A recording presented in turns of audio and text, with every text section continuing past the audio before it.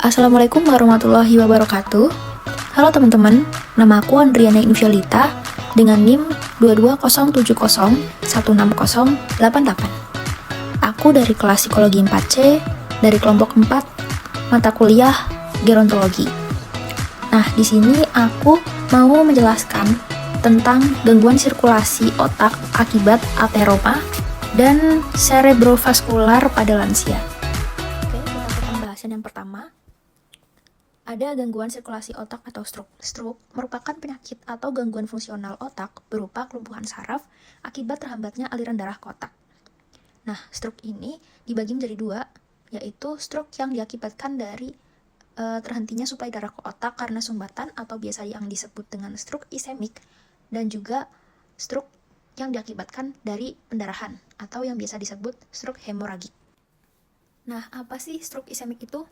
Stroke ischemic adalah stroke yang disebabkan oleh penyumbatan pembuluh darah otak. Sedangkan ateroma ialah suatu endapan lemak yang terbentuk di dalam arteri karotis sehingga menyebabkan berkurangnya aliran darah. Nah, keadaan ini sangat serius karena arteri karotis merupakan jalur utama yang memberikan darah ke sebagian besar otak. Otak dapat berfungsi dengan baik jika aliran darah yang menuju ke otak lancar dan tidak mengalami hambatan.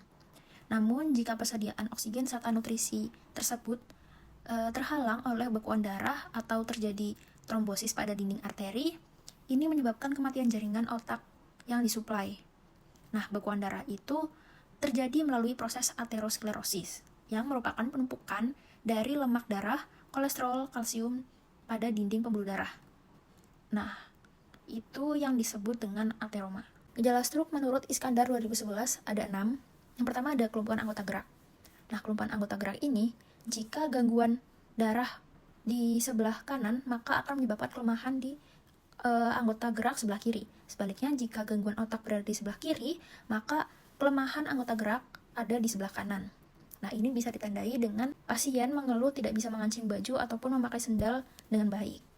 Lalu selanjutnya ada wajah perot.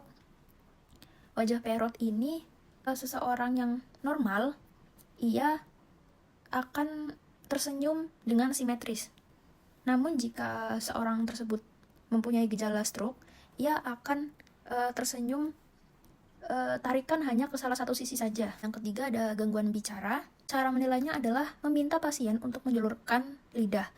Nah, pada keadaan normal, lidah akan terjulur dengan lurus, sedangkan pada keadaan stroke, lidah akan miring ke sisi yang lumpuh. Selanjutnya ada vertigo, merupakan gejala stroke. Namun, tidak semua vertigo adalah gejala stroke. Lalu yang kelima ada nyeri kepala bersifat mendadak dengan intensitas yang berat, disertai dengan gejala dan tanda gangguan saraf lain. Yang keenam, penurunan kesadaran. Dapat berupa mengantuk atau terbangun dengan suara, lalu somnolen atau terbangun dengan rangsangan nyeri sampai dengan koma yang tidak merespon rangsangan sakit. Selanjutnya adalah cerebrovascular accident pada lansia. CVA atau biasa disebut stroke adalah penyakit yang disebabkan oleh penyumbatan atau pecahnya pembuluh darah di otak yang menghentikan pasokan oksigen ke bagian otak secara tiba-tiba. Klasifikasi dari CVA yaitu ada CVA bleeding dan CVA infarct. CVA bleeding adalah pendarahan karena pecahnya pembuluh darah di area tertentu di otak. Biasanya terjadi saat melakukan suatu aktivitas atau dalam kondisi aktif.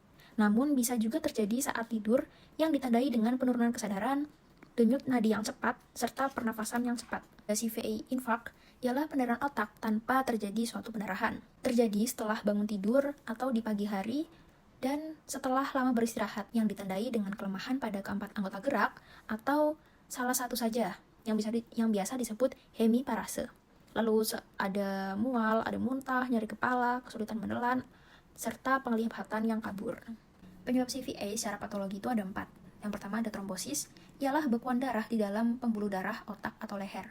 Lalu ada embolisme cerebral, yaitu bekuan darah atau material lain yang dibawa ke otak. Ada iskemia atau penurunan aliran darah ke area otak. Hemoragi cerebral, ialah pendarahan akibat pecahnya pembuluh darah di otak.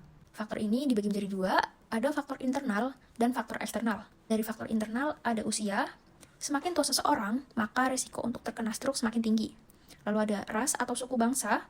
Persentase orang dengan ras kulit hitam 38% lebih banyak terkena stroke daripada ras kulit putih. Lalu ada jenis kelamin. Laki-laki memiliki resiko 1,38 kali lebih besar untuk menderita stroke dibandingkan perempuan.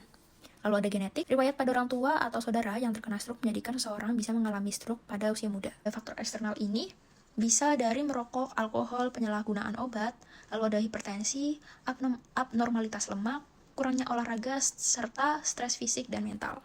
Lalu yang terakhir ada pencegahan stroke. Ini ada 6, rutin periksakan tekanan darah, lalu menghindari merokok, menghindari stres mental, olahraga teratur 3-4 kali dalam seminggu, mengontrol kadar gula darah, mengonsumsi makanan bergizi, penggunaan aspirin tidak diberlakukan bagi yang tidak memiliki resiko stroke.